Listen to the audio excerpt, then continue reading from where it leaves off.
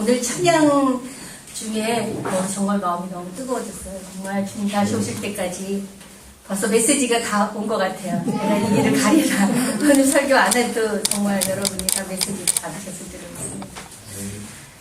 여러분, 예수님이 이 땅에 오신 목적을 몇 가지로 요약을 해보면 사실 우리가 이렇게 예수님을 믿고 따르는 게 그렇게 어렵지 않게 느껴질 수 있습니다. 예수님이 오신 목적은 명확하죠. 죄인들을 찾아서 구원하기 위해서 오셨고, 그리고 우리 가운데서 천국 백성을 찾아서 만들고 하나님의 참 백성답게 우리를 이렇게 세우시기 위해서 사역들을 하신 거죠. 또 오셔서 한 30년 동안 준비 기간이 있었지만 사역할 적에는 이 바로 주님이 오신 목적을 명확하게 3년 동안에 하나하나씩 서두르진 않으셨지만 확실하게 다 행하셨고, 심지어 십자가에서 돌아가시기 직전에 뭐라고 말씀하셨죠? 다 이루었다. 우리도 이 세상을 떠나는 그 순간에 주님, 나에게 하나님께서 허락하신 나의 사명, 이 목적을 다 이루었습니다. 이렇게 고백할 수 있으면 얼마나 좋을까요? 우리가 감히 그렇게 말하지 못한다고 할지라도 이렇게는 고백할 수 있을 것 같아요. 주님, 최선을 다했습니다. 아멘. 네, 그 마음이 좀 편해졌죠? 주님, 최선을 다했습니다. 네. 사실 하나님께서 우리에게 원하시는 거는 너무 어려운 거, 내가 할 수 없는 거를, 그런 숙제를 주시고 그거를 막 해내려고 애쓰면서 고생하고 그런 거를 원하시는 게 아니죠. 할 수 있는 거를 하라고 말씀하시는 거죠. 그러니까 주님이 우리에게 하라. 그거는 뭐예요? 어떤 전제가 있습니까? 할 수 있다는 거예요. 아멘. 내가 이거 할 수 있냐 없냐 그거를 생각하지 마세요. 이게 얼마나 어려우냐 쉬우냐 그게 문제가 아니에요.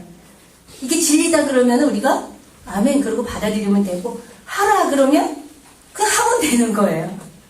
네. 복잡하지 않아요. 하나님은 우리 수준에 맞춰서 말씀하셨기 때문에, 예수님이 이 땅에 오신 것 자체가 성육신이 뭐예요?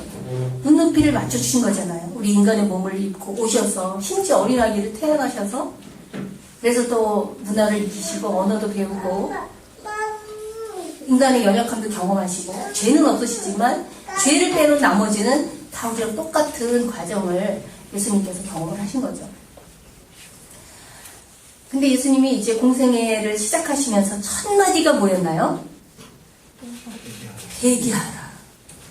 천국이 가까웠다. 마태복음에서는 회개하라, 천국이 가까웠다. 그리고 이제 곧바로 이어서 나를 따라와라. 이렇게 말씀하셨고요. 마가복음에서는 하나님의 나라가 가까웠으니 그러므로 너희가 회개하고 복음을 믿으라. 결국은 합치면 같은 말이에요. 회개하고 복음을 믿으라. 복음이 뭐예요? 예수님을 믿는 거죠. 진리이신 예수님을 구주로 믿는 거죠.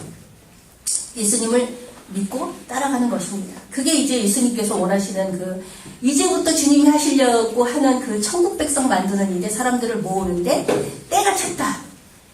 때가 찼고 하나님의 나라가 가까웠으니까 회개하고 복음을 믿고 나를 따라와라. 이렇게 얘기를 하시는 거예요. 그래서 예수님께서 그 이후로도 이 천국 복음을 여러 번 산에서도 말씀하시고 평지에도 하시고 또 쪽에서도 하시고, 이렇게도 얼마나 3년 동안 많이 하셨겠어요? 예수님이 3년 동안 하신 여러 이제 사역과 말씀을 다 종합해 보면은 한마디로 하면 그것은 바로 하나님의 나라를 전하신 거죠. 그래서 예수님이 하신 두 가지가 있다면, 하나님 나라를 전하시고 예수님이 누구신지를 말과 삶으로 보여주는 거예요.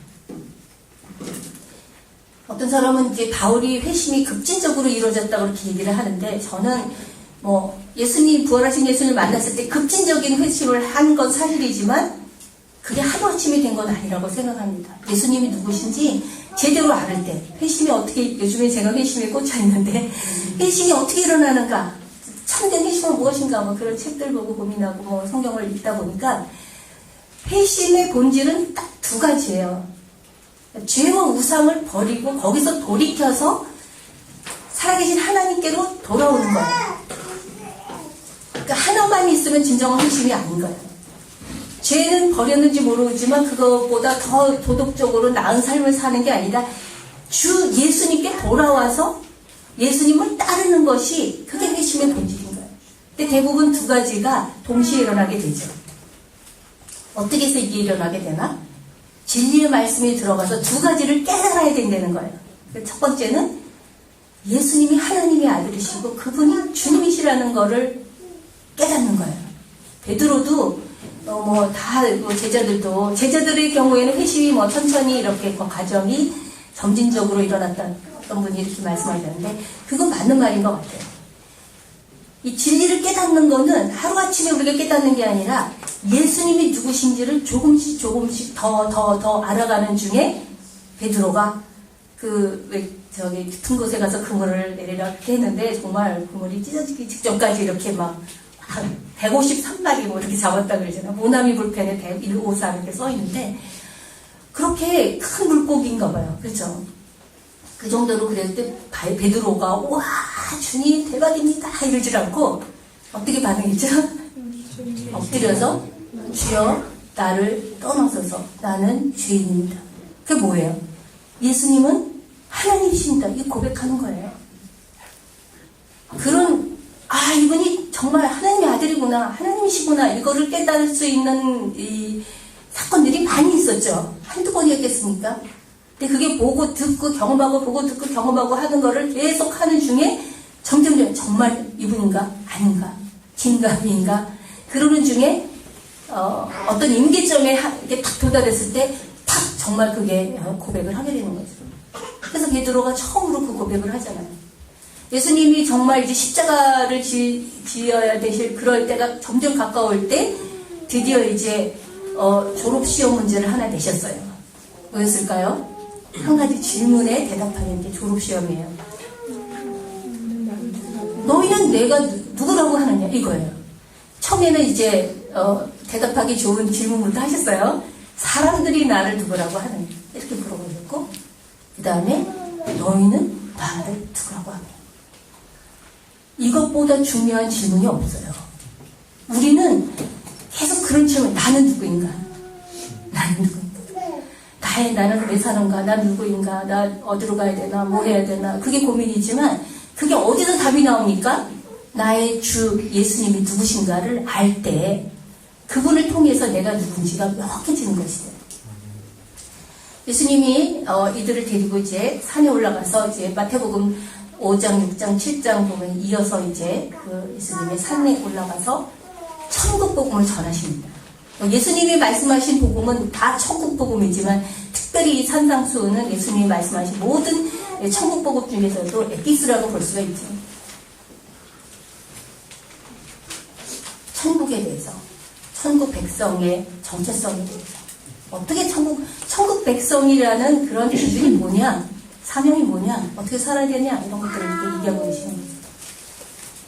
천국 백성의 특징 하나, 예수님이 말씀하시는 천국 백성의 특징 하나, 제가 이제 오늘 좀 생각나서 계시록 말씀을 이렇게 찾다 보니까 어린 양이 어디로 가든지 따라가는 자. 그렇잖아요. 예수님을 나의 주님으로 했으면 예수님 따라오라고 그랬잖아요. 그냥 어떻게 따라가느냐? 아주 구체적으로 어린 양이 어디로 가든지 따라가는 자. 여러분 어떠십니까? 우리의 주님, 여러분의 주님이 어디로 가든지 지금 따라가고 계십니까? 그렇게 가고 싶으십니까? 네, 그렇게 가야 됩니다. 어린 양. 왜냐하면 사실 우리가 뭐 배우기도 했고 사회의 경험도 있지만 사실 그 다음에 어디로 갈지 모르잖아요. 우리 솔직히 누구에게 갈지 무엇을 해야 될지 어떻게 해야 될지 언제 해야 될지 누구랑 해야 될지 모르잖아요. 근데 주님은 우리에게 말씀하시는 거예요. 그런 거를 구체적으로 한꺼번에 얘기하지 않고 나를 따라와라. 내가 너희로 사람 닮은 어부가 되게 해주겠다. 주도권이 누구에게 있습니까? 주님께 있는 거예요. 예수님. 제가 이 산상수 보고 이게 말씀을 듣고 제가 며칠 동안 이제 이 구약의 이런 말씀들을 한번 이렇게 비교하면서 봤어요. 출애굽기도 보고 민수기, 신명기 이런 말씀들을 보면서 하나님이 뭘 원하시는가 우리에게. 뭘 원하시는가.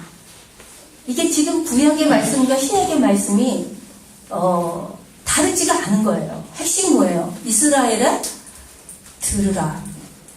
그러면서 하나님께서 우리에게 이 천국의 복을 구약부터 주시는 거예요. 약속하시는 거예요. 언약을 맺으면서 내가 너희들에게 이렇게 놀라운 축복을 주겠다.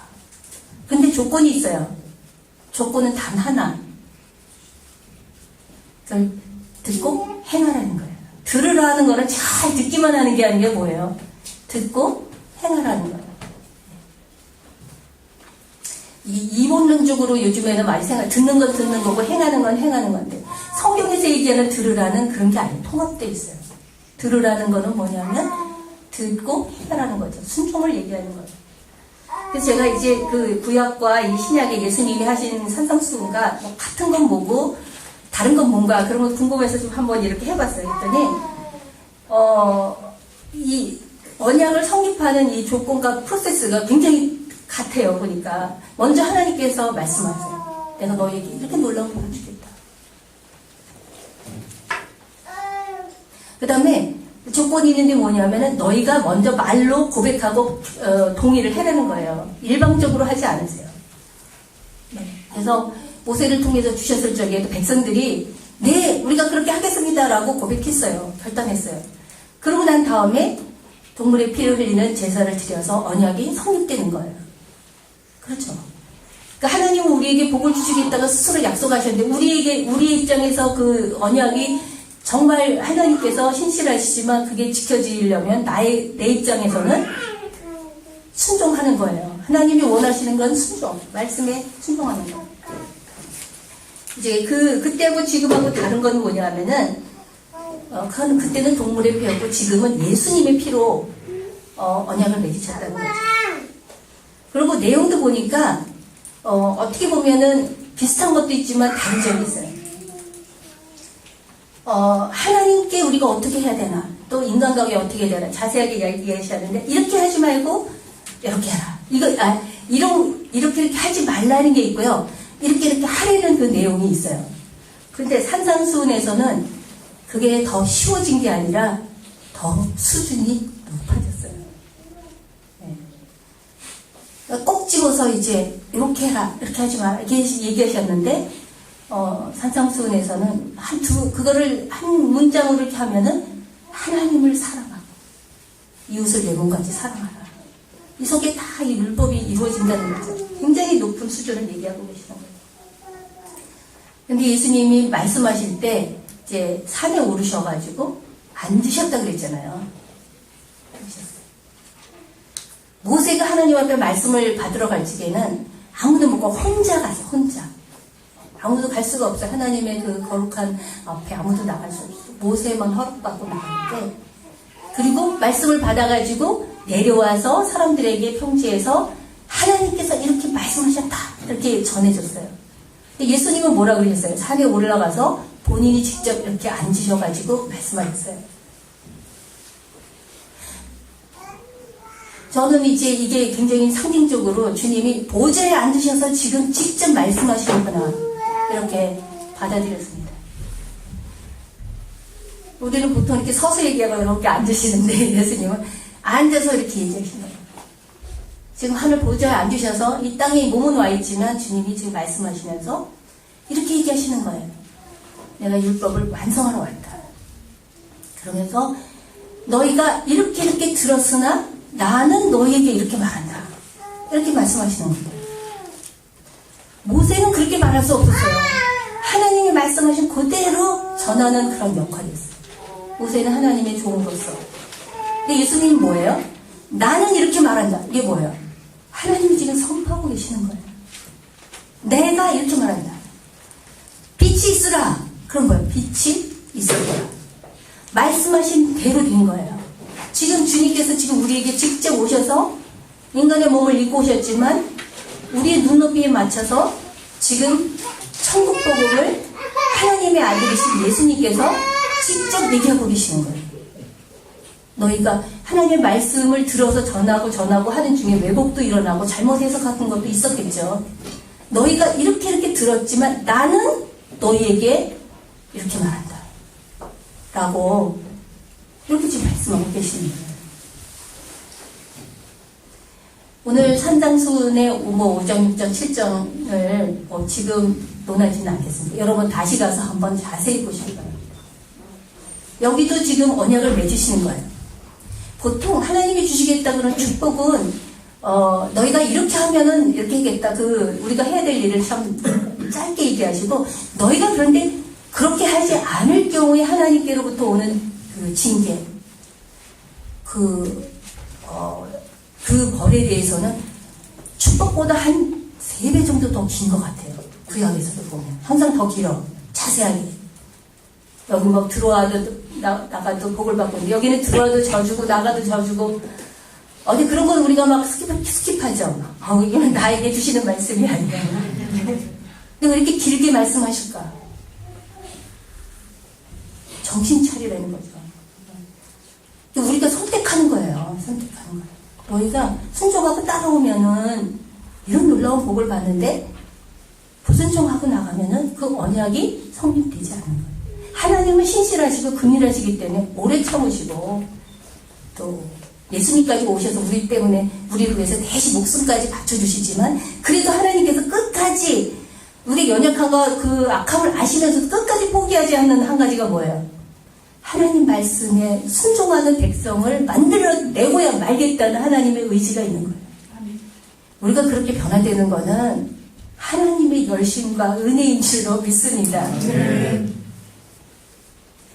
그러니까 뭐 하나님이 뭐 이렇게 막 관해시고 막 징벌하고 여기다가 초점을 맞추면 안 되고 그럼에도 불구하고 우리를 축복하시고 사랑하시고 정말 돌봐주시는 하나님께서 왜 그렇게 말씀하셨는가? 우리에게 마침내 천국의 복을 받아서 우리가 누리는 사람이 되게 하기 위해서죠.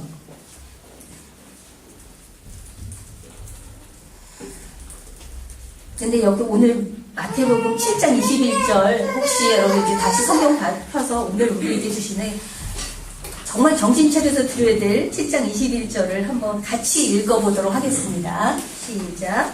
나더러 주여 주여 하는 자마다 다 천국에 들어가는 것이 아니요 다만 하늘에 계신 내 아버지의 뜻대로 행하는 자여야 들어가리라. 여러분 이 말씀 어떻게 좀 받아들이고 계십니까? 여기에 하나님께서 예수님의 산상수훈에서 설교하신 말씀의 목적은 딱 하나예요. 이게 진리니까 이대로 듣고 행하라는 거예요. 제가 뭐 오늘 설교 제목에다는 잘 듣고 행하라 이렇게 썼지만 그거 굳이 강조할 필요가 없는 거예요. 행하려면은 그대로 행하려면은 잘 들어야 되겠죠. 근데 이 산상수훈은 사실은 여러분 성경이 뭐 세계에서 가장 많이 팔리는 책이라고 얘기하지만 단점이 있죠. 팔린 만큼 많이 또 읽혀지지 않는 게 또 성경이다 이런 얘기가 있는데 이 복음의 핵심 중에 핵심이 이 산상수훈도 크리스천들에게 있어서 너무 다 알고 있는 말씀이라고 생각되어서 의외로 놓치기 쉬운 사각지대가 아닐까라는 생각이 듭니다. 여러분 산상수훈 그러면 여러분에게 탁 떠오르는 그 이미지가 뭐예요? 어떻게 그렇게 살 수가 있을까? 너무 수준 높아서 못해. 아유 설마 그거를 그대로 하라고 주셨겠어? 은혜의 시대인데 우리가 뭐 믿음으로 구원받지만 행위로 구원받겠어? 맞아요. 우리가 믿음으로 구원받아 오직 하나님의 은혜로 주 예수 그리스도를 믿음으로 구원받아요. 그러니까 믿었으니까 구원받았으니까 이렇게 살으려는 거예요. 이렇게 살아서 구원받는 게 아니에요. 그러나 거듭난 사람, 용서받은 사람, 회심한 사람, 하나님의 백성으로 확실한 그 믿음을 가진 사람은 이제부터 이렇게 살으려는 거죠. 정신 차려서 잘 들어야 되는 말씀인 것이죠. 저도 이 본문을 이걸 택할 적에 한 번은 제가 전에도 여기 설교 때 얘기한 것 같은데 북경에서 한번 이 본문을 너는 뭐니 너희는 먼저 그의 나라와 그의 의를 구하라 이런 본문을 잡고 뭐 다 준비하고 뭐 일찍이 그 메시지를 끝냈어요. 근데 한 수요일쯤 됐는데 갑자기 그런 생각이 들어요. 그런 너는 항상 먼저 그의 나라와 의를 구하면서 사냐? 라는 질문이 막, 이게 지금 내 속에서 나온 건지 아니면 탁 바깥에서 들어온 생각인지 모르겠는데 갑자기 그런 생각이 탁 드는 순간에 갑자기 자신이 확 없어졌어요. 나 그렇게 못 살지. 난 그렇게 항상은 때로는 그렇게 살지만 매니 날마다 그렇게 산다고는 말 못해. 그 다음에 또 질문이 떠오르는 거야. 그런데 너는 자기도 그렇게 못 살면서 다른 사람에게 먼저 그의 나라와 의를 구하며 사세요라고 설교에서 말할 자격이 있냐? 이런 또 생각이 드니까 안 되겠다. 이거 본문 바꿔야지. 내 안에 확신이 없는데 이거 어떻게 설교를 하겠어요? 그래서 본문을 바꾸려고 제가 이제 다른 데를 뒤졌어요. 근데 벌써 이렇게 딱 한번 귀가 꺾이고 나니까 어떤 본문을 봐도 난 그렇게 못 살고 있는데 나는 내가 그렇게 안 살면서 사람들에게 이렇게 얘기하는 거는 위선자 아니야? 그거? 바리새인과 뭐가 달라? 자기가 지키지도 못하면서 남에게는 더 무거운 짐을 이렇게 얹어주는 게 이게 내가 지금 이거 너무 교만한 거 아니야? 너무 자격 없는 거 아니야? 너무 위선 아니야? 막 그런 생각이 들면서 막 이리저리 뒤쳐져서 밤에 잠도 못 자고 다리 쭉 뻗고 잠을 잘 수가 없어요. 쪼그리고서 어떡하지? 하루하루 지나가는데 금요일쯤 됐어요. nên 정말 결정해야 돼. 근데 제가 새벽 기도 가려고 일어나기 직전에 찬양이 들렸어요. 눈 뜨기 직전에 한 5분 전쯤에 늘 일어나는 시간 알람이 울리려고 막 그럴 때쯤에 벌써 일어나야잖아. 깨어지잖아요. 근데 그때쯤에 이렇게 잠이 이렇게 깨우면서 그런데 찬양이 들려오는데 그 찬양이 성령이 오셨네 성령이 오셨네 그 후렴 부분만 딱 한 번 정말 무슨 천사의 음성처럼 들렸어요. 딱 한 번 깔끔하게 딱 한 번 들렸는데 눈이 탁 떠졌어요. 그러면서 제가 벌떡 일어나서 이렇게 말했어요. 맞아! 성령이 오셨잖아. 성령님이 오셨잖아. 내 힘으로 할 수 없는데 그리고 또 거기 가사가 그런 게 있어요. 우리 인생 가운데 친히 찾아오셔서 그 나라를 꿈꾸게 하신다는 거예요. 성령님이 계속 나로 하여금 하나님의 나라와 의를 자꾸 구하게 만들어 주신다는 거예요. 그럼 여러분 우리가 그렇게 살 수 있습니까? 없습니까? 살 수 있는 거죠. 그리고 내가 그렇게 살려고 할 때 역사하고 도와주시죠. 아멘. 그래서 내가 그렇게 할 수 없다고 내가 믿으면은 믿지 않는데 하나님 어떻게 역사하시겠습니까? 믿음대로 돼요. 안 믿으면은 안 믿는 대로 안 된다니까요. 믿어도 될까 말까 하는데 심지어 안 믿는데 어떻게 하나님 역사하시겠어요? 예수님이 제자들에게 이렇게 칭찬하실 때도 대부분 믿음을 칭찬하시고 야단치실 때도 믿지 않는 것을 야단치셨어요. 뭐 이렇게 너는 못하냐 이러질 않고 왜 의심하였느냐. 예수님이 분명히 말씀하셨는데 그대로 믿고 하면 되는데 왜 의심하였느냐. 구하라 기도해라 그러면 내가 응답하겠다. 근데 왜 기도 안 하냐. 찔리는데 저도 정말 이게 산상수훈에 다 나오죠. 구하라 다 기도하면 응답을 하신다는 거예요. 기도해서 응답을 받으면 우리 마음에 무슨 생각이 듭니까? 더 기도하고 싶죠. 그게 지금 이게 순환이 있고 악순환이 있어요. 기도 안에서 안 되면은 또 낙심해서 또 기도 못하고 근데 기도해서 응답받고 또 기도하고 막 하나님의 정말 뜻대로 했더니 하나님 막 역사하시고 또 더 이렇게 그런 그래서 천국에 들어가지 못하는 사람의 특징을 예수님께서 말씀하실 때 우리가 사실은 저도 참 이게 굉장히 충격으로 다가왔어요. 예수님께서 맨 마지막에 너희가 천국에 들어올 수 없다 라고 말씀하셨던 그 사람들은 어떤 사람들이냐면 예수님을 주여 주여 라고 불렀던 사람 중에서 천국에 못 들어오는 사람들이 있다는 거예요. 그렇죠? 거기는 지금 다 누구예요? 그 산상수훈 들어온 사람들은 자기 발로 따라온 사람들이에요. 적어도 예수님은 어떤 모양으로 소수던 무리 중에 한 명으로 따라온 사람들인데 예수님을 주여 주님이라고 불렀다고 다 천국 가는 게 아니라는 거예요. 제가 이거 하는데 무슨 이렇게 어느 통신사 무슨 이렇게 로고송이 좀 생각이 났어요. 아니라오 다 뭐 되는 건 아니라.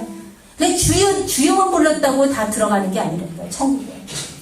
그 다음에 또 한 사람은 심지어 주님의 이름으로 사역 억수로 많이 한 사람이에요, 이 사람. 막 능력도 막 나타나고, 기적도 하고, 막 귀신도 쫓고. 그렇다고 해도 그것이 천국에 들어가는 충분 조건은 아니에요. 사역자예요, 사역자. 우리 이제 선교지에 가면은 하나님께서 또 우리 선교사들을 긍휼히 여기셔서 한국에서 살을 때보다도 더 많은 기적을 체험하게 해주시는 것 같아요. 이만큼 했는데 하나님 막 역사하실 것만큼. 근데 우리 기억해야 돼요. 겨자씨만한 믿음만 있어도 산에 옮기도록 해주시겠다 그랬거든요. 그러니까 산을 옮길 만한 믿음이 있어서 산이 옮겨지는 게 아니고 겨자씨만한 믿음만 있어도 하나님께서 그렇게 역사하시겠다는 거예요. 하나님의 뜻대로 이만큼만 해도, 하나님의 뜻대로, 하나님 말씀대로 이만큼만 믿어도 주님이 너무 기쁘셔가지고 막 역사를 해주시겠다는 거예요. 그러니까 뭐 귀신 쫓아나가는 게 내가 능력이 있어서 하는 걸로 착각하지 말라는 거예요. 주님의 이름을 부르면서 하니까 귀신이 주의 이름에 떨면 나가는 거지. 우리가 뭐 주여 그런다고 나가겠어요? 안 나가요. 저도 많이 봤어요. 나가 그러니까 안 나가 그런 것까지 봤어요. 내가 한국에서 어느 집회에 갔더니 왜 안 나가냐, 얘가 나를 좋아하기 때문에 나 안 나가겠다는 거예요. 얘가 그렇게 어떤 그 청년이었는데 20살 된 아주 예쁘장한 그런 대학생이었는데 그렇게 그냥 거짓말을 입에 달고 사는데 엄마가 너무 답답하고 막 담배도 너무 줄담배 피고 막 머리는 뭐 이렇게 물들였는데 평소에 우리가 하는 것보다 훨씬 더 이렇게 진하게 물들이고 이렇게 왔는데 나가라 그랬어요. 그랬더니 이제 거기에 이렇게 그 사역자가 이제 나가라 그랬대. 안 나가! 이렇게 소리를 지르더라고요. 왜 안 나가냐? 얘가 나를 좋아하기 때문에 나는 나가. 그러니까 정말 스스로가 본인이 이 죄하고 친하게 지내니까 발판이 있는 거예요. 믿는 데가 있는 거예요. 이 당사자가 본인이 붙잡고 있는데 죄를 버리지 않고 죄 가운데 더 살고 싶어 하니까 얘는 이 속에 있는 악한 영혼은 당당해. 얘가 나 좋아하기 때문에 난 나갈 수 없대. 너는 뭐냐? 나는 얘가 나를 좋아하는 거지. 그런데 막 귀신 쫓아 나갔다고 칩시다. 누구의 능력입니까? 주님의 능력이죠. 우리가 이제 사역할 때 하나님이 막 병치유도 해주시고 귀신도 쫓아나가고 여러 가지 기적들이 일어나요. 일어날 거예요. 그렇게 되길 또 바라보고 축복합니다. 그렇게 됐으면 좋겠습니다. 그러나 그것이 우리의 참된 믿음을 보장해 주는 것은 아니라는 거예요. 주님이 이렇게 말씀하시는 거예요. 내 말을 듣고 행하는 자는 천국에 오는 거고 내 말을 듣고 행하지 않는 자는 천국에 들어올 수 없다. 이게 뭐예요? 뭐의 문제예요? 행함 이전에 믿음의 문제인 거예요. 주님이 말씀하신 거를 그게 진리라고 믿지 않으니까 또는 믿더라도 100% 믿지 않으니까 또는 설마 그러나 농담처럼 여겼기 때문에 설마 주님이 우리를 뭐 죽이게 하시겠어? 천국에 못 들어오게 하시겠어? 괜찮을 거야 라고 자기 소견에 옳은 대로 생각을 하는 거예요. 주님이 뭐라고 해요? 반석 위에 집을, 내 말대로 행한 사람은 반석 위에 집을 짓는 거고 내 말대로 행하지 않는 사람은 모래 위에 짓는 것 같다. 지금은 몰라요. 근데 마지막 때 주님이 다 흔들으실 거예요. 그때 남아있으면 진짜고 다 없어지면 꽝이 되는 거예요. 기준이 뭡니까? 주님이 말씀하신 내용을 잘 들어야 된다는 거예요. 제가 구역에서 이제 모세에게, 하나님께서 모세에게 말씀하시고, 모세가 가서 전할 때 뭐라 하냐면은, 너희 여기다가 더하지도 말고 더하지 말라 그랬어. 바꾸지 말라. 너희 마음대로 이걸 바꾸고 변경하지 말라는 그런 말을 하는 거를 구역에서 봤습니다. 마치죠. 하나님의 말씀의 능력, 권위, 우리가 마음대로 그거를 넣거나 빼거나 하지 말라는 거야. 계시록에도 나오잖아요. 너희 마음대로 더 넣거나 빼거나 하지 말라는 거야. 자, 그러면서 특징이 또 뭐냐면 막판에 가서 알게 되는 거예요. 그래서 주님이 미리 말씀하시는 거예요. 산상수훈을 다 끝내면서 마무리하면서 뭐라고 그러셨어요? 너희가 이거를 듣고 행하라. 이대로 하라는 거예요. 다 듣고서 은혜 받고 그냥 흩어지지 말고 이거 왜 말씀하셨어요? 그대로 살아라고 말씀하신 거예요. 근데 주님도 알고 계셨어요. 이게 그렇게 쉬운 일이 아니라는 걸 알고 계셨어요. 근데 그 자체가 어려워서가 아니에요. 왜 사람들이 이렇게 열심히 주여 주여 그리고 주님의 이름으로 일하는 사람들이 왜 이렇게 됐을까? 라고 생각할 때 이 천국복음의 이 가치관과 세계관은 우리랑 너무 다른 거예요. 너무 달라. 그렇지 않아요? 어떻게 오리를 가는데 가자 그러는데 심리를 갈 수가 있고 이쪽 뺨을 잡고 이렇게. 그리고 어떻게 이 당장 먹고 살아야 되는데 천국에다가 이 보물을 하늘에다 쌓으라고 그렇게 말씀하세요. 그리고 염려하지 말래. 염려하지 말래. 또 필요한 건 다 기도하라고 이렇게 말씀하시는 거예요. 그러면서 예수님은 나는 인자는 머리 들 것도 없다 이렇게. 나 따라와봤자 내게 너희가 무슨 돈 버는 길이 아니라는 거죠. 좁은 길인 거예요. 그래서 선교사의 삶은 그 중에서도 더 좁은 길이에요. 그러니까 주님이 좁혀놓은 게 아니라 그렇게 가는 사람이 많지가 않은 거예요. 의외로. 주님이 이렇게, 저는 이렇게, 그래서 오늘 명제는 제가 이렇게 예수님의 말씀을 듣고 행하는 사람이 천국에 들어갈 수 있다. 뭐 구원의 확신이 있다고 꼭 가는 것도 아니고, 또 구원의 확신 내가 언제 어떻게 해서 예수님 믿어서 구원의 확신이 있는지 잘 모를지라도 믿음이 있으면 가는 거고. 그런 거예요. 예수님이 정리를 해주셨어요. 내 말을 듣고 행하는 자가 천국에 들어갈 수 있다. 내 말을 듣고 행하지 않는 자는 천국에 들어갈 수 없다. 그 천국의 주인이신 주님께서 이렇게 딱 정리를 해놓으신 거예요. 자, 그래서 어떻게 그럼 그렇게 살을 수가 있냐. 제가 이 벽에 앞에 제 눈앞에 늘 이렇게 붙여놓고 있는 게 하나 있는데 신명기 40장 11절에서 14절 말씀이에요. 뭐냐면 이것도 이제 하나님께서 모세에게 이렇게 축복의 말씀을 주시고 너희가 이제 듣고 행하라 순종하라 이렇게 말씀하신 다음에 이렇게 예수님이 오늘 이렇게 너희가 이 말을 듣고 행하는 것이 중요하다 그렇게 해야 된다라고 말씀하신 것처럼 또 설명을 하시는 거예요. 내가 오늘 너희에게 이 한 명령은 너희한테 어려운 게 아니다 라고 얘기하셔요. 그 이야기했어요. 뭐 한 것도 아니야. 뭐 하늘에 가서 별을 따오려는 것도 아니야.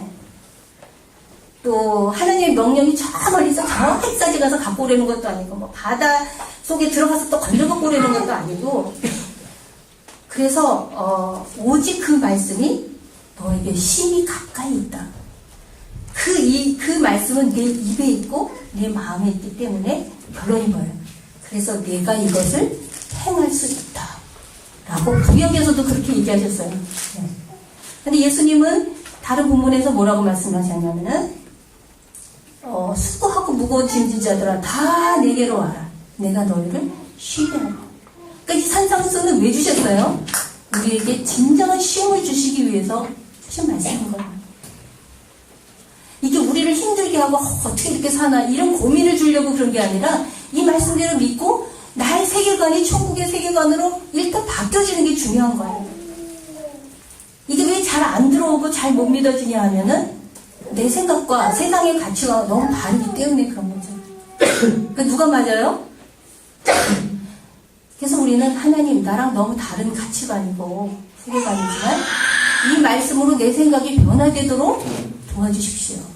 이런 겸손한 기도가 필요한 거예요. 내가 이해되지 않고 잘 알 수 없으면 이 말씀을 우리가 고칩니까? 아니면 빼고 딴 거를 보겠습니까? 주님이 이렇게 말씀하시는 거예요. 그래서 저는 어떻게 이렇게 할 수 있을까? 첫 번째는 회심을 해야 되는 거예요.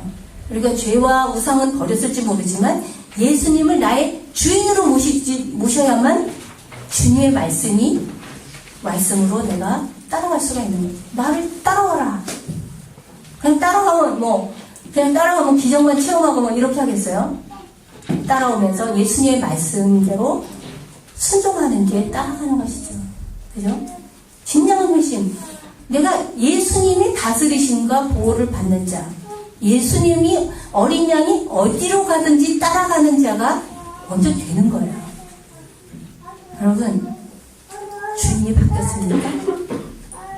여러분의 진짜 주인은 누구십니까? 여러분의 인생의 계획을 누가 주도권을 갖고 있습니까? 주님입니까? 아니면 여러분입니까? 아니면 또 다른 사람입니까? 누구 말을 듣고 따라가고 있습니까? 최종 결정할 때 누가 결정합니까? 여러분이 만약에 이거 이렇게 갖고서는 이렇게 해야지 그랬으면 여러분이 주인이신 거죠. 아직. 아니면 어떤 문제에 있어서는. 근데 주님은 양보하시지 않으세요. 100% 나의 모든 것에 주인이 되기를 원하시죠. 그게 주님과 우리의 첫 단추를 잘 껴야 되는 거예요. 그래서 주님이 이 산상수훈을 하시기 전에 뭐라고 그랬어요? 하나님 나라가 가까웠으니 회개하고 복음을 믿어라. 나를 따라와라. 이거부터 해놓으시고 그 다음에 천국 백성에 이 천국의 복음을 전하고 계시는 거예요. 여러분 오늘 이 말씀이 끝나고 기도할 때 이 부분이 하나님과 여러분 사이에서 아직도 명확하지 않고 긴 것도 같고 아닌 것도 같은 그런 분이 계시다면 아마도 아직 안 됐을 가능성이 많은 거죠. 왜냐하면 내가 결단했으면 내가 알지. 주님도 알고 나도 알지. 왜 그게 확실치 않겠어요? 오늘 이 자리를 떠나시기 전에 여러분들이 먼저 고백하고 결단하는 기도를 하게 되시기를 축복합니다. 주님, 저는 주님의 것입니다. 어린 양이 어디를 가든지 제가 따라가는 사람입니다. 나의 정체성은 바로 주님을 따르는 자입니다. 그렇게 하겠습니다. 이렇게 결단하는 기도가 있기를 바랍니다. 그 다음에 주님의 말씀을 잘 들으시기 바랍니다. 건성으로 듣지 마세요. 농담이겠지. 에이 설마. 그럼 뭐라고 말씀하시는지 잘 몰라. 주님이 말씀하신 것까지는 아는데 구체적으로 뭘 여러분 디테일에 이제 강한 사람이 있고 디테일에 약한 분이 있는데 이럴 땐 좀 디테일에 좀 강할 필요가 있어요. 구체적으로 주님이 뭐라 가라 그래서 내 주님 갔어요. 근데 갔는데 어디로 가야 되는지 그 다음 안 들었어요. 옛날에 그런 농담이 제 돌쇠하고 부산까지 갔다 와라 그랬더니 네 그러고 갔는데 뭐 애가 왔는지 뭘 하라 그러는 건지 몰라 그냥 가는 거예요. 그게 아니라 주님이 나에게 무엇을 어떻게 하기를 원하시는지를 알고 그대로 따라가는 거예요. 자, 그래서 산상수훈의 가치가 우리랑 워낙 세상적인 가치랑은 다르기 때문에 사실 우리 내면에 갈등이 많이 있어요. 내 가치관하고 충돌이에요. 충돌. 처음부터 막 확 들어오는 게 아니에요. 근데 서서히 그 다음에 이제 외부의 사람들도 그래요. 이렇게 천국 가치관을 가지고 살면은 사람들한테 좀 이렇게 된 거 아니냐. 이 세상에, 이 어렵고 험한 세상에. 그래갖고 어떻게 살겠냐. 목회자는 그렇다고 그러지만 비즈니스 하시는 분들. 제가 여러 번 들었습니다. 저한테도 대놓고 그러셨어요. 아유, 어떻게 말씀대로 살겠어요. 안 그래요? 집사님 그러면서. 우리 그렇게 살 수 없다고 선포를 하시더라고요. 그렇게 살 수 없다고 믿으면 그렇게 살 수 없어요. 그렇게 살 수 있다고 믿고 주님 내가 그렇게 살도록 도와주십시오. 이렇게 오늘 기도하실 수 있기를 축복합니다. 자, 그 다음에는 들은 다음에 뭐예요? 그대로 하는 거예요. 기도하라 그러면 기도하는 거예요. 가라 그러면 가는 거예요. 하라 그러면 하는 거예요. 그 다음에 뭐예요? 스톱 그러면 스톱해야 되는 거예요. 제가 이런 말 할 때는 사실은 좀 찔림이 있어요. 제가 고집이 세워가지고요.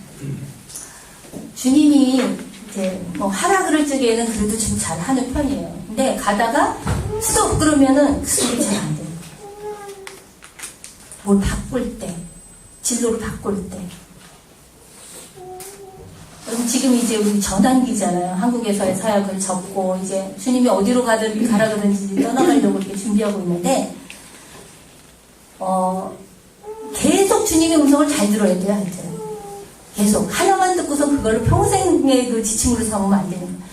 지금 어디로 가라면 거기 가야 되는 거지만 거기서 이제 이제 우리 옆 동네로 가자 그럼 가야 되는 거예요. 그래서 저는 이 말씀을 보면서 예수님이 왜 이렇게 여기저기 많이 다니셨을까 그런 생각도 해봤어요. 주님이 가시는 데마다 계속 같이 따라다니는 거예요. 자, 오늘 여기 유대를 떠나서 갈릴리로 갈 때 우리가 타마리를 통해서 가자. 그럼 그냥 그 길을 따라가는 거예요. 예수님은 제자들하고 의논해가지고 우리가 어느 길로 가는 게 빠르고 좋을까? 돈을 덜 들을까? 고생 덜 할까? 이런 거 의논하지 않고 그냥 말씀하시고 가는 거예요. 자, 우리가 또 다른 마을에서도 내가 또 복음을 전해야 되니까 또 옆 마을로 가자. 그러면 또 예수님 따라서 제자들은 가는 거예요. 지금 뭐 하는 거예요? 예수님 따라다니는 연습하는 거예요, 지금. 여러분, 구약을 보세요. 출애굽기를 보세요. 민수기 이런 거 보세요.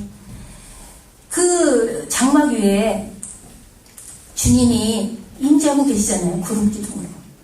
그러니까 구름기둥이 꼭 뭐 불기둥이 따로 있다고 생각하지 않아요. 그냥 거기에 주님이 임재하고 계시는데 낮에는 구름기둥, 밤에는 따뜻하게 또 불기둥 이렇게 하는데 구름이 거기 멈춰 있으면은 그냥 거기서 이제 텐트 치고 사는 거예요. 근데 다음날 그 구름이 움직였다. 그러면 어떻게 해요? 하루 만에라도 다 주섬주섬 다시 해갖고 다시 행군을 하는 거예요. 행진을 하는 거예요. 근데 뭐 머물러 있는데 뭐 한 달을 있다. 그럼 한 달 동안 거기 사는 거예요. 뭐 1년 있었다. 그럼 1년 사는 거예요. 또 어느 날 갑자기 주님이 또 이렇게 그 구름이 움직여. 그럼 떠날 때가 됐구나. 그러니까 어떻게 해요? 매일같이 보고 있어야죠. 그렇잖아요. 그 움직임을 늘 주시하고 있는 거예요. 몇 시간이라도, 한 하루라도, 이틀이라도 주님이 뭐 바로 움직이시면은 그래도 가는 거예요. 그러니까 뭐예요, 지금? 계속 하나님 따라다니는 연습하고 있는 거예요. 저는 그거 보면서, 그래. 주님, 왜 그렇게, 저는 왜를 많이 했어요. 왜 꼭 그렇게 해야지 되나요? 왜 꼭 그렇게 하지 말라고 그러나? 지난번에는 하라고 그랬는데 왜 또 지금 하지 말라고 그러나? 왜 이랬다 저랬다 그러세요? 막 그러면서. 누가 주도권을 잡고 있는 거예요. 그러니까 자기가 주도권을 잡고 있는 거예요. 오늘 여러분의 주도권을 다 주님께 내어드리게 되시기를 축복합니다. 그냥 가시치를 뒷발길질 하는 게 우리에게 고생이에요. 그게 정답인지 아닌지도 모르면서 그냥 내가 끌고 가는 겁니다. 가면서 막 주님 빨리 오세요. 막 왜 안 도와주세요. 막 이러고 있는 거예요. 그러니까 주님이 가실 때 내가 따라가면 너무 편하죠. 따라가는 사람은 사실 속 편해요. 잘 따라가기만 하면 되는 거예요. 그러니까 주님이 지금 뭐라고 그러시는지 여러분 날마다 그냥 이렇게 습관적으로 성경을 읽는 게 아니라 오늘 나에게 주시는 말씀이 뭐고 메시지가 뭐고 날따라 어떻게 하는 건지 주님과의 관계에 있어서 이 대화가 너무 중요합니다. 주님과 친하게 지내면서 민감하게 작은 변화에도 금방 눈치챌 수 있도록 주님 거석에 떠나고 다 하는데 혼자서만 남아가지고 하룻밤 자고 났더니 다 어디 갔어. 그러면서 주님도 이렇게 말씀하시는 거예요. 내가 너희를 쉽게 하리라. 내 멍에는 쉽고 가볍다. 이렇게 말씀하세요. 내 말을대로 이렇게 사는 게 어려운 게 아니다. 쉽다. 오히려 너희 마음에 쉼을 얻을 수가 있다. 여러분 어떤 타입이세요? 하나님께 잘 맡기십니까? 맡기는 거 어려워하십니까? 이 주도권을 잡고 있으면 못 맡겨요. 하나님한테도 못 맡겨요. 마음이 안 놓여. 맡겼다가 어떻게 될까? 근데 맡기는 것처럼 속편한 게 없어요. 정말 주님께 맡기고 믿고 따라갈 때 마음에 쉼을 얻는다고 주님이 약속하셨습니다. 믿으세요. 하나님의 말씀대로 행하는 것은 어렵지 않다. 그걸 자기에게 얘기를 해줘요. 어려워. 이거 봐서 우리 세뇌당한 거예요. 세상 사람들에게. 자기의 옛날 생각에 세뇌당. 주님 말씀대로 사는 건 어려워. 아니에요. 믿으면 되는 거예요. 믿고 그대로 되도록 기도하세요. 그럼 누가 일합니까? 하나님께서 역사하셔서 그게 되게 해주신다는 거예요. 그걸 우리가 체험하는 거예요. 그러니까 뭐 주님을 따라가는 게 어려운 게 아니에요. 뭐 이렇게 무슨 행사를 꼭 해야 되는 것도 아니에요. 평소에 내가 주님을 위해서 정말 뭘 열심히 해가지고 주님 이거 어떠세요? 마음에 드세요? 이게 아니라 주님이 그냥 가라 뭐 하라 그러면 그대로 따라가면은 되는 거예요. 되는 거예요. 저는 일본에서 이제 크리스찬을 조금 우스꽝스럽게 이렇게 불러가지고 구루시짱이라고 이렇게 말하기도 해요. 짱 아시죠? 이렇게 귀엽게 이렇게 뭐 애칭으로다가 무슨 짱, 뭐 메구미 짱, 뭐 이렇게 하는데 크리스찬의 짱이 뭐 그렇게 약간 이제 그런 뉘앙스가 있으니까 구루시 짱이에요. 구루시. 그게 뭐냐면 고통스러워. 막 힘든데 억지로 이제 막 힘든데 막 견디면서 막 어렵은데 막 그냥 인내하면서 막 그렇게 힘든데 뭐 못하는데 뭐 해내려고 애쓰는데 그렇게 사는 사람이 크리스찬이라는 거예요. 그러니까 농담처럼 얘기하는데 크리스찬으로 사는 게 힘들다는 거예요. 근데 바깥에서 핍박받아서 힘든 것뿐만 아니라 본인의 내면에서도 이 세계관은 변하지 않고 내 힘으로 애써서 노력해서 내가 일본 사람 중에 참 훌륭한 분 많이 봤어요. 정말 얼마나 열심히 막 성실하게 이게 뭐예요?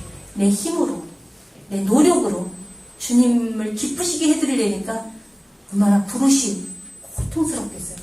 근데 우리는 그런 게 아니에요.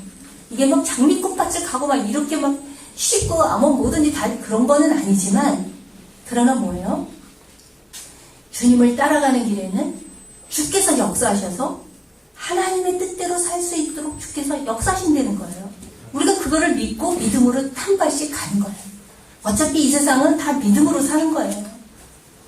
믿음대로 살고 있어요. 무엇을 믿는가 누구를 믿는가 이 차이뿐이지 다 자기가 옳다고 생각하는 걸 믿으며 살고 있는 거예요. 믿음은 모험이에요. 근데 우리는 보장이 있는 모험을 해야 되는 거 아니겠습니까? 네. 자, 그래서 마지막으로 한 가지는 거짓 선지자들을 삼가라 라고 말해요. 주님이 말씀하신 거를 왜곡하는 그런 사람들의 거짓을 삼가라는 거예요. 조심해라. 조심해라. 우리가 많은 책을 보고 강의를 듣고 공부를 하고 뭐 누구에게 유명한 여러분 유명하다고 무조건 다 옳은 건 아니에요.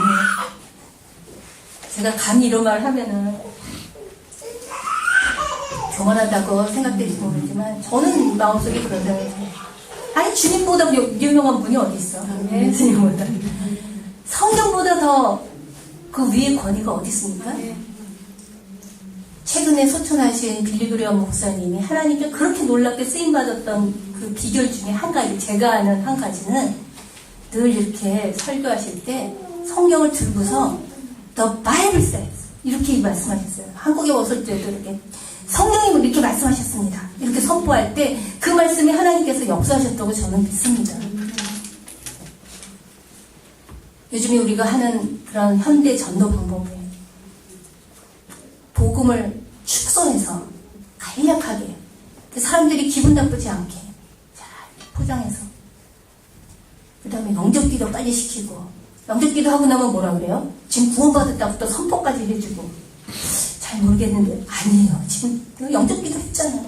그러니까 주님이 당신 안에 들어가셨으니까 지금 구원받았습니다. 이렇게 막 또 구원의 확신까지 막 심어주려고 애쓰고 여러분 우리 조심해야지 돼요. 이게 정말 이렇게 하는 거는 빨리 많은 사람에게 전하고 싶은 그 마음은 동기는 좋을지 모르지만 그게 과연 성경에서 얘기한 예수님이 얘기하신 바로 그 복음과 같은 것인가를 우리가 주의 깊게 보면서 복음을 전할 필요가 있다고 저는 정말 회심이 일어나도록 하기 위해서는 진리가 제대로 들어가야지만 되는 거죠. 축소된 복음, 얄팍한 복음, 타협한 복음 이거 가지고는 회심이 일어날 영접기도는 할 수 있어요. 세례까지 받을 수는 있을지 몰라요. 회심이 일어나지 않는데 우리가 주여 주여 부르면서 내가 그 무리 속에 있다고 생각하도록 착각하게 만든다면 우리 가서 복음 전할 거잖아요. 무슨 복음을 어떻게 전하겠어요? 그 나무는 열매를 보고 한다. 우리 자신도 그렇지만 우리가 전하는 복음이 정말 주님이 우리에게 말씀하신 그 복음을 전하지 않는다면 주님이 그 피값을 누구한테 받으시겠어요? 우리가 지금 주님이 불러서 가라 그런 곳에 가서 복음 전하러 갔는데 그냥 헛바퀴 돌리다가 그 회심이 일어나지 않은 이유 중에서 어떤 분이 이렇게 말씀하셨어요. 제가 존경하는 어떤 목사님께서 선교사 자신이 회심 체험을 못했을 가능성도 있다. 이렇게 얘기했어요. 정말 진정한 회심은 이 세계관의 변화까지가 회심에 들어가야 돼요. 그 무엇으로 우리의 세계관이 변화됩니까? 하나님의 말씀으로. 천국 보고 예수님의 말씀이 진리라고 100% 믿어질 때까지 계속 저는 말씀을 묵상하고 주님께서 깨달아서 깊은 묵상 가운데 하나하나 깨닫게 될 줄로 믿습니다. 제가 어느 날 그 큐티할 때 이렇게 좀 교만하게 말한 적이 있어요. 도마가 예수님의 부활을 안 믿었을 때 제가 그랬어요. 이 사람은 뭐 이렇게 의심이 많어. 그리고 제가 혼잣말을 했는데 그 말 떨어지자마자 주님이 제 귀에 말씀을 주셨어요. 내가 도마와 같다. 제가요 2번째 안식년 때였으니까 그래도 나름 주님 앞에 헌신되고 직장도 그만두고 주님을 의지하면서 간다고 애쓰고 왔는데 주님이 그렇게 내가 도마와 같다. 그 말을 안 할 때까지는 그냥 별말 없었는데, 이 사람 왜 이렇게 의심이 많아? 그랬더니, 네가 도마와 같다. 그래서 제가 깜짝 놀라요. 아니요, 주님 오해하신 것 같아요. 제가 아무리면 도마와 같겠습니까?